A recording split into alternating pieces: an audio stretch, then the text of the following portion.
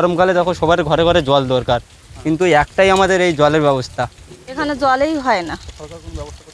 না, সরকার কোনো ব্যবস্থা করছে না।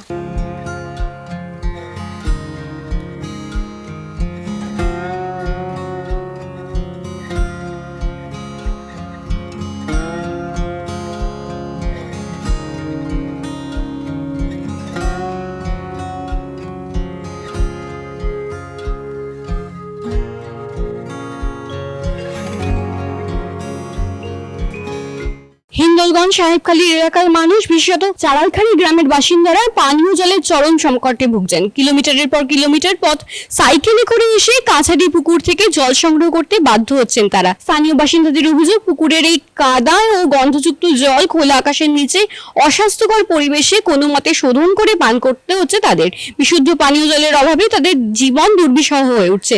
স্থানীয় বাসিন্দা উষা মণ্ডল আক্ষেপের সুরে জানান, পানীয় জলের কষ্টের সীমা নেই। অন্যদিকে সৌমিত্র আরি নামে আরেকজন বাসিন্দা ক্ষোভের সঙ্গে বলেন, কিলোমিটারের পর কিলোমিটার সাইকেল চালিয়ে ড্রামে করে জল আনতে হয়। এই পরিস্থিতিতে অসুস্থ হওয়ার ঝুঁকি থাকছে যথেষ্ট।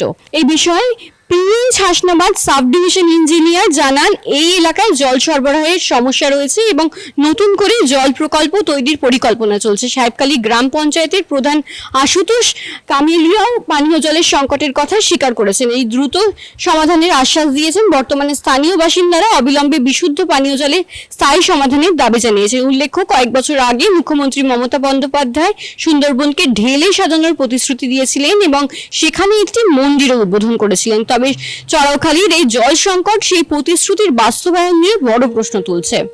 জল খাচ্ছি আমরা, এই ফিল্টার করে, এই বালিতে ফিল্টার হয় আমাদের এখানে। সমস্যা এই পুকুরে হাত চড়ছে, চারি সাইডে যাতে ব্র্যাকেটটা হয়, তার জন্য বলছি বারবার। পাইপ লাইনের মাধ্যমে এখানে তো জলেই নেই আমাদের, এইটাই জল, এই চাঁদখালি এইটাই জল আমাদের, এই পুকুরের জল আমাদের। হ্যাঁ, এ ধরো আমি আসছি আমাদের চাঁদালখালি 7 নম্বর চাঁদালখালি থেকে। 15 মিনিট তো লাগে। না, এছাড়া এখানে আর জল নেই। চাড়ালখালী অ্যাকচুয়ালি আমাদের কানাইকাটি ওয়াটার সাপ্লাই স্কিম দিয়ে কভার হচ্ছে। চাড়ালখালীতে পাইপ চলে গেছে, এফএসটিসি প্রোভাইড করা হয়েছে, কিন্তু এখনও এজেন্সির ট্রায়াল রানটা শেষ হয়নি। ওরা রেডি করছে এবং এই জোনটা আশা করছি আমরা নেক্সট মান্থের মধ্যে রেডি হয়ে যাবে। আর ওখানে একটা আলট্রা ফিল্টারেশন পন্ড আছে যেটা নিয়ে বলা হচ্ছে, কিন্তু সেটা থেকে নোংরা জল ওঠার কথা নয়। তো আমরা কনসার্ন এজেন্সিকে জানাবো এই ব্যাপারে, যে যদি কোনোভাবে কোনো অ্যাকশন নিতে হয় অবশ্যই তাদেরকে যাতে আমরা পরিশুদ্ধ জল দিতে পারি সেই ব্যবস্থা অবশ্যই করব। এবং আমরা মে মাসের ফার্স্ট উইক থেকে বেশ কিছু জায়গায় যেখানে যেখানে আমাদের ওয়াটার সাপ্লাই এখনও হচ্ছে না এবং প্রত্যন্ত জায়গা, সেসব জায়গায় আমরা ট্যাঙ্কারেরও সাপ্লাই করছি। আশা করি জিনিসটা সলভ হয়ে যাবে।